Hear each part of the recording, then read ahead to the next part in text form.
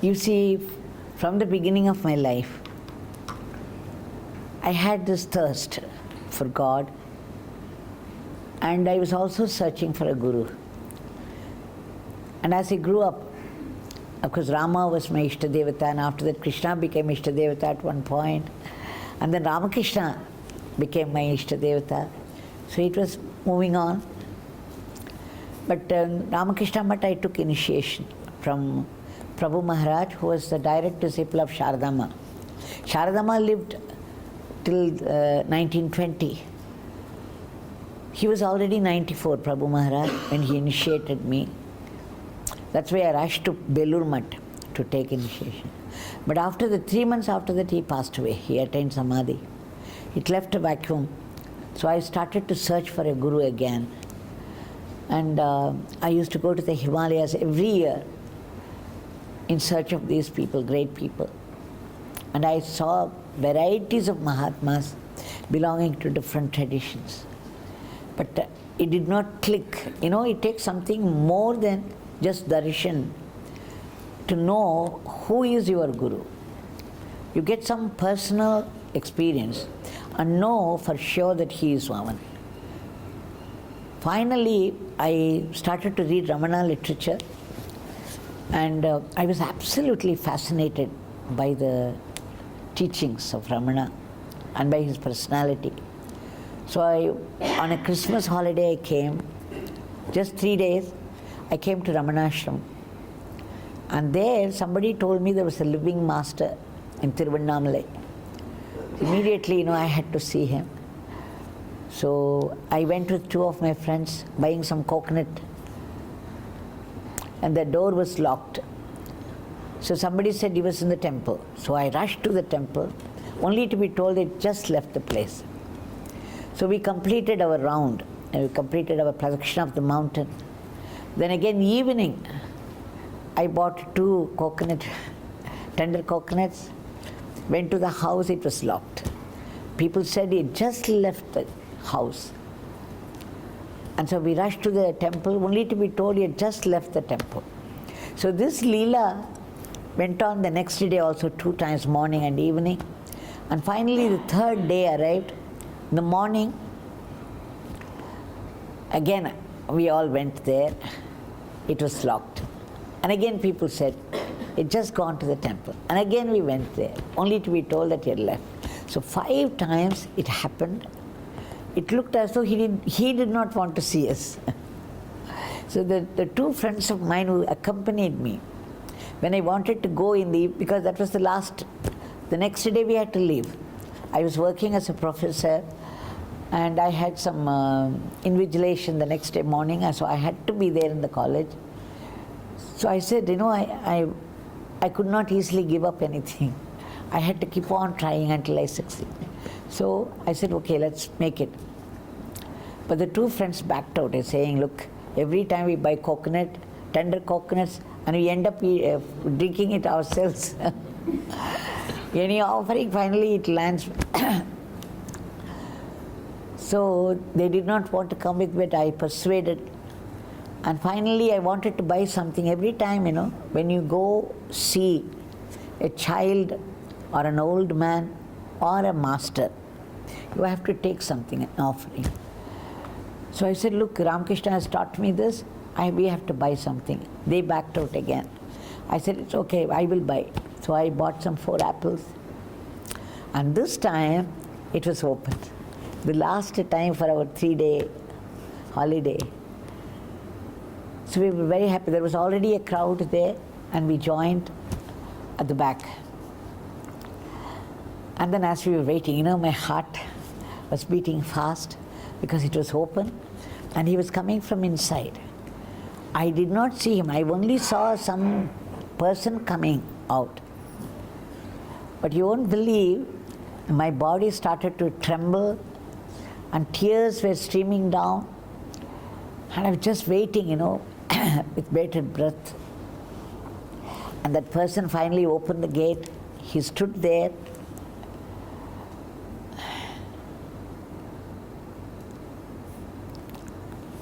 He started to tell people, Ram Ram. my father blesses you. And he was dismissing people after blessing them. So the whole crowd dispersed, and only the three of us were standing there. He looked at each one of us. And then my friend said, nudged and said, look, this is our turn to go. Let's not entertain any hope. So just as I was, but I was beyond all that. I was just looking at him, gaping at him in fact, because something tremendous was happening to me and I was not even aware what it was. And then he looked at each one of us and said, come. He took us, there's a small veranda there. So he said, come. So we went into that veranda. And now his nearness caused me even more trembling that I dropped all the apples. They were running in all directions. And I was so clumsy. Then he shouted, pick it up. So again, very clumsily, I picked up all the apples. And then he opened a wooden door, went inside saying, come, follow me. So we went inside. And there were already 3 people sitting there. And when I went inside, I was stunned. It was like a dumping ground.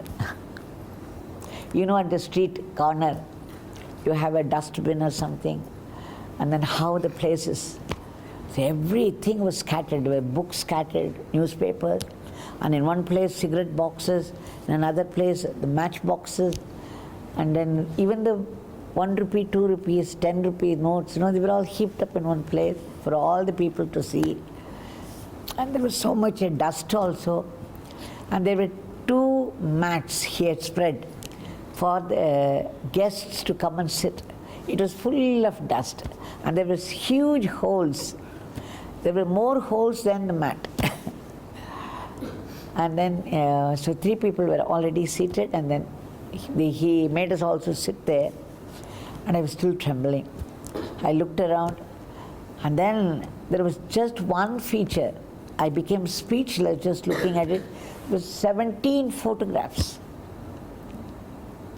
of Yogi Ramsuratkumar, the same photograph at that, hanging next to each other. Have you ever seen like that? A Mahatma's photo and 17 of them hanging in his own house like. So I was thinking everything was strange, even the sensations in the body, in the mind and outside.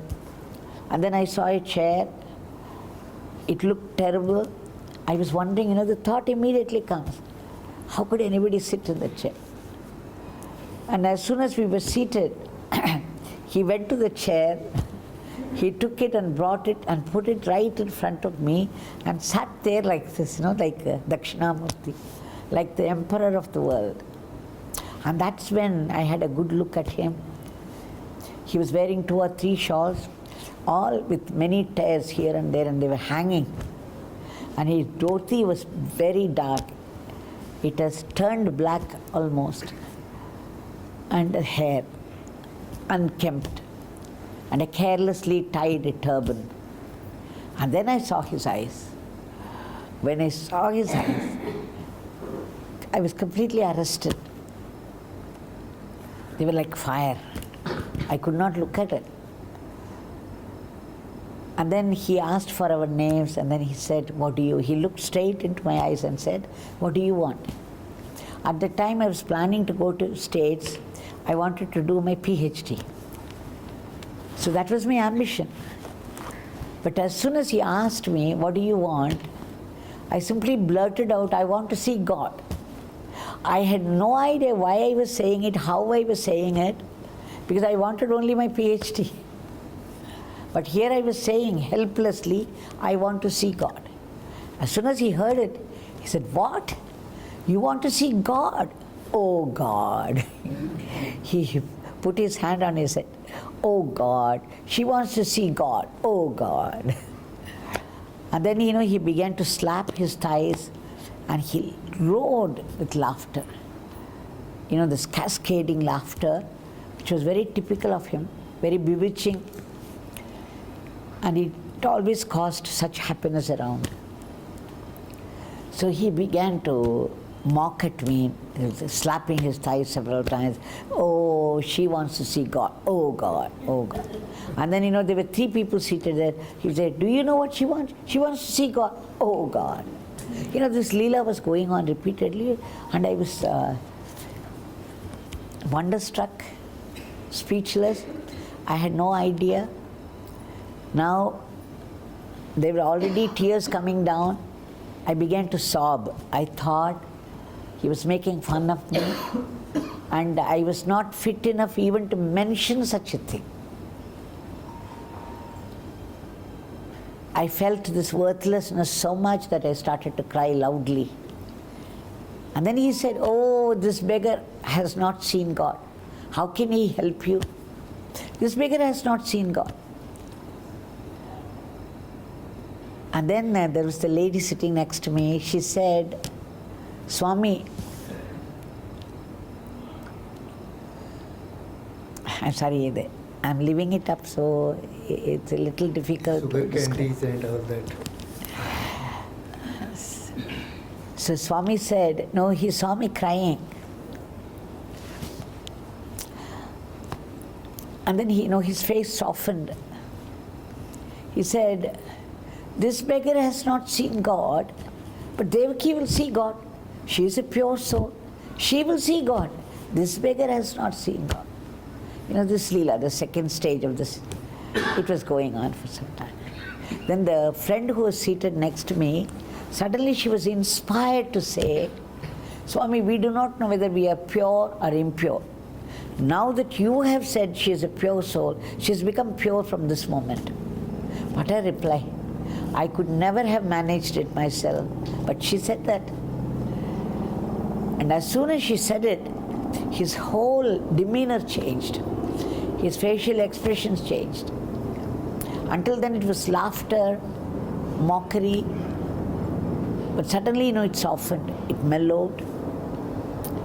And then he said, "Hoo," a hunkar came out of him. And then he raised his hand, and he was looking at me like this. A very sharp, penetrating gaze. And I don't know what happened at that time. I still do not know. But all the thoughts went away. The mind became completely thoughtless. And there was a beautiful, blissful peace that pervaded my entire being. It was something that I had read about in the books of Ramana. I had never experienced that. But that moment, he raised his hand and looked deep into my eyes. It happened without any effort on my part. There was such bliss, waves and waves of bliss, absolutely thoughtless.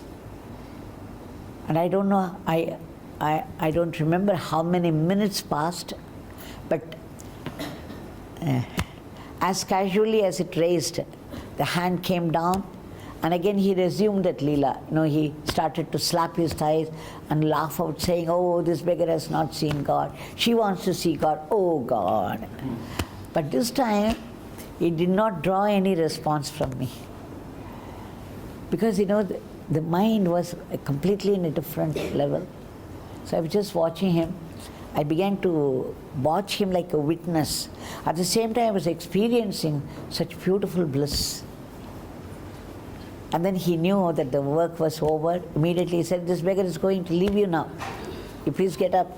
So all the three of us got up. There was a heap of bottles there, from small size to big size, with varied substances. He went and picked up one bottle. It was sugar candy. He came and stood before us.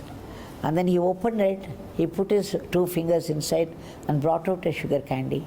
So all the three of us stretched our hands, hoping that we would get something from him. He put it into his own mouth and laughed. We felt very stupid. Next time again he put his fingers into it, and this time we held ourselves tight, with no expression on our face, no expectation either. And then he looked at me and said, so I stretched my hand. He put it in my hand and said, "Take it." So immediately I put it into my mouth. Seeing me, the other two also stretched their hand. He said, "No," and then closed it. You remember, I wanted to buy something, and then I said, "Let's buy something." They said, "No, Every time we buy something, we end up eating it ourselves. We don't want to buy anything. Finally, but I went ahead and I bought. He was returning that gesture. I didn't know it at the time, but later when I thought about the whole thing, that they respond in the way we respond to them. There is one conversation about Raman Maharishi, that Osborne's daughter, Emily, she was just 7 or 8 years. After living there in Ramanashram for several months, the time came that they had to leave for America. So the Emily, she had given her heart to Ramana. So she ran and said, Bhagwan must remember me. Then Ramana Maharishi said, if Emily remembers Bhagwan, Bhagwan will remember Emily. So that is it. That is why remembrance of God is important. We remember, we call out the name, and there will be suitable, intelligent response. Be very sure of that. But the bliss that he had given me, the experience I went through, changed my life completely. The person that entered that house that day and the person that returned were two different people. Everything changed about my life. Everything became tasteless except that experience. He became the embodiment of that experience after that. So for 7 years I kept running and running and running, and most of the time he would be rejecting me. He would say, go away, don't trouble this beggar. Go away. But I could not go away. I fell at his feet at that day and I had to get up. This is what happens when you meet your own Guru.